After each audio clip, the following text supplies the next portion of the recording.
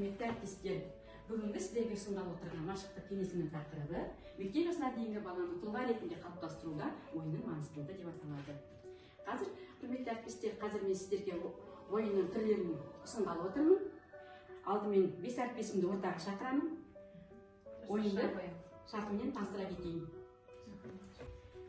Бұл ойынның шарты түрлі түсті қалпақтарды кие отырып, алдарыңызда берілгендей шеңбер ішіндегі киіз үйлердің үстеріне сәйкес есіктерін аша отырып, ішінде берілген тапсырмаларды орындаймыз. Қалпақтарды алайық. Осы қалпақ түсіне сәйкес киіз үйдің есіктерін аша отырып, ішіндегі тапсырмаларды орындаймыз.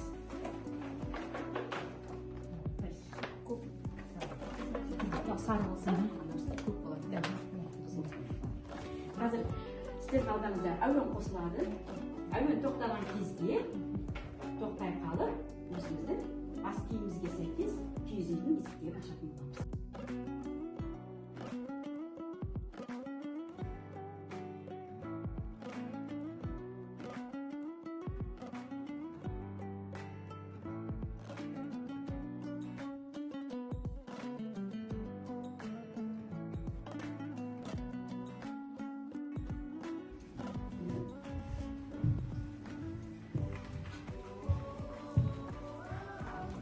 Сәйкес келген суреттерді, кескен суреттерді құрастыра отырып, қандай бейне шықты, соны түсіндіріп беретін боламыз.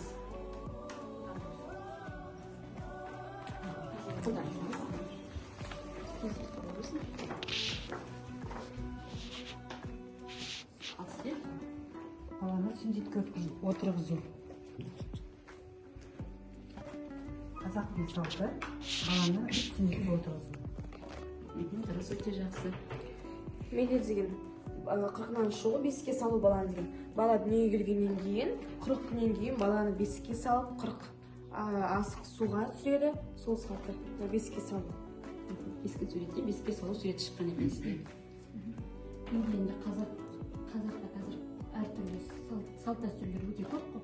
Соның бірі беташа, яғни қыз бала енді өмірдің заңдылығы, тұрмысқа шығып, өзінің жарын тауып, ата-ана тойын жасап, шығарып салады, және міне келін болып түскен жерде, барған жерге беташарын жасап, қызымызды өзінің қызындай қабылдап алады. Менде суретте бұнда сәбидің суреті бар. Яғни дүниеге келгенде кішкентай кезінен сәбидің үйленген 40 күннен шыққаннан кейін 40 қасық суға түсіреді, және де күміс тиындар салып, баланы осылай шомылдырып шығарады. Сонымен қатар салт дәстүріміз атқа мінгізу, ол бала 7 жасқа толғанда уже әкесі атқа мінгізеді. Жақсы, құрметті әріптестер, ойынды өз шартына байланысты жақсы орындай беріңіздер.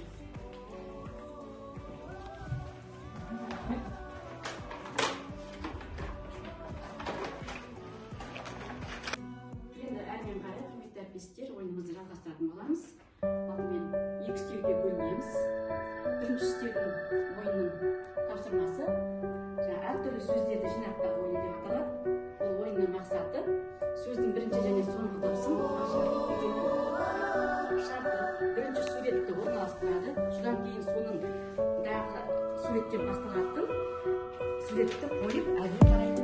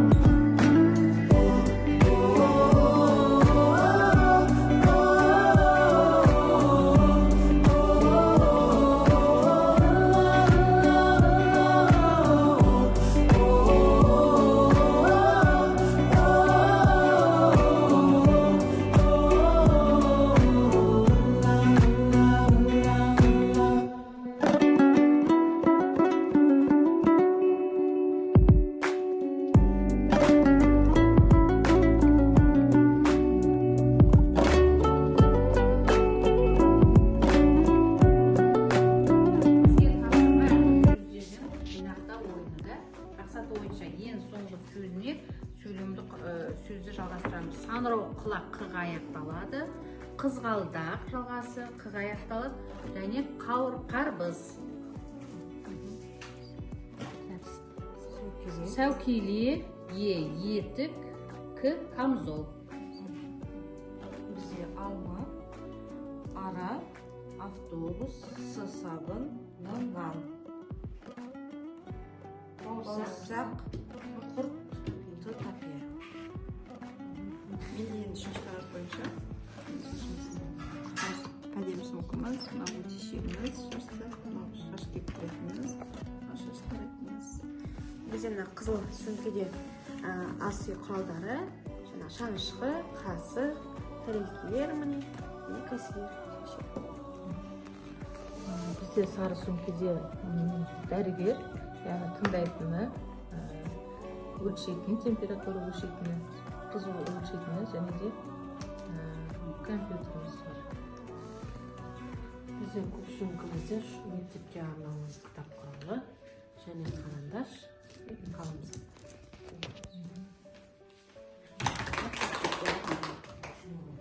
Енді құрметті әріптестер, ойымызды жалғастыра келе, барлығымызды ортаға шеңберге шақырамын.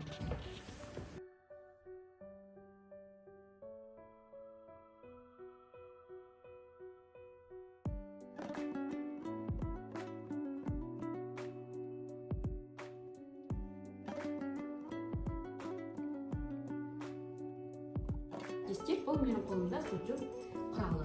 Бұл құрал балалардың қол саусақ моторикасын дамытады және үстелді ажыратуға үйретеді. Қазір сіздермен ойнатқалы отырған менің ойыным бұл жаңағы әуеннің қимылдарымен бір-бірімізге сутюг құралын жалғастыра отырып, ойынымызды жалғастырамыз.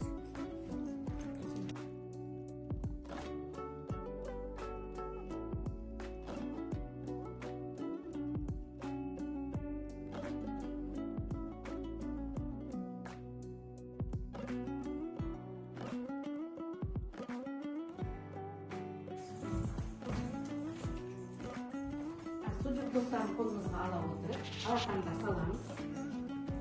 Сала отырып, домымызды айналдыра отырып, әуен ырғағымен бір-бірімізге жалғайтын боламыз. Музыка қосылғанда мен күтемін.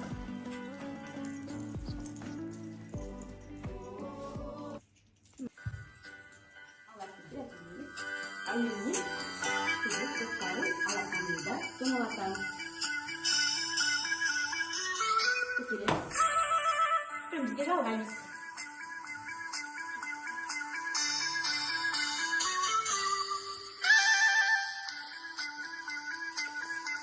Балалар бұл арқылы қосылтықтар моторикасы дамыта отырып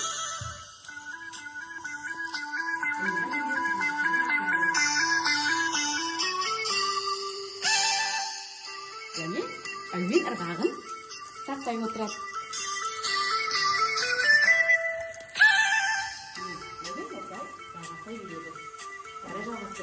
Бұл сиқырлы түтікше ойын жаттығуы, бұл ойын арқылы балалардың жаңа шығармашылық қабілеттерін дамытуға болады. Сонымен қатар шағын көркем сөздерді де жаттатқыза отырып, қимыл іс-әрекетін дамытамыз. Түтікшені аламыз, өлең жолдарын айта отырып, қимылдарын көрсететін боламыз. Түтікшені аламын, әнге саламын, көмектесіп анама, қамырды мен жаямын. Көмектесіп анама, қамырды мен жаямын. Түтікшені аламын, жүргізушін қосамын.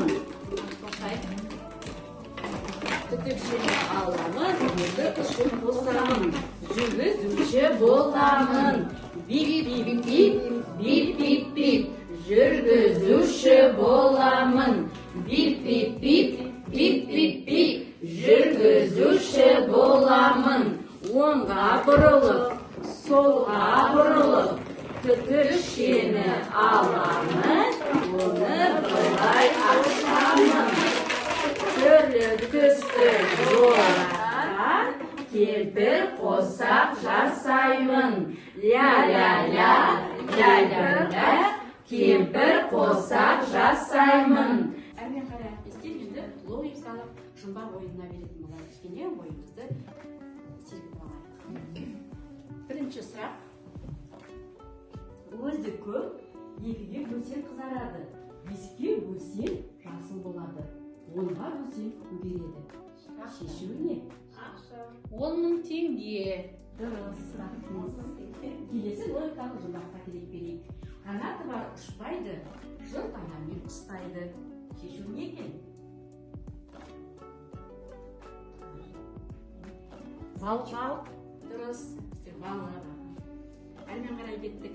Адамда екеу, қасқырда біреу, сиырда жоқ. Дұрыс айтыңыздар. Келесі соңғы біздің логикалық жұмбағымыздың түрі. Кішкентай ғана бойы бар, айналды киген тоны бар. Қозы. Қой. Ой, қозы. Рахмет әріптестер, кішкене ойымызды